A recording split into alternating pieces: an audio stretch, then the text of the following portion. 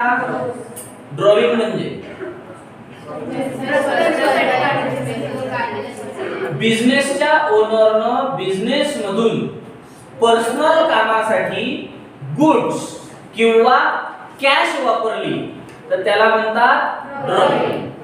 When a proprietor of business withdrawn goods or cash for his personal consumption, it is called as a drawing. समजलं का? नसलं तर explain करून सांगतो. ते आपलं नेहमीवालं एक्झाम्पल. भूषणच्या घरी किराणा दुकान आहे. दुकान कोण सांभाळते? भूषणचे पप्पा. 2 वाजता पप्पा जेवण करायला गेले, भूषण दुकानात बसला. भूषणनं काय केलं? बाबा जसे बाहेर गेले, काउंटर मधून 100 रुपये काढले आणि ते पैसे खिशात ठेवले. मग भूषणनं जे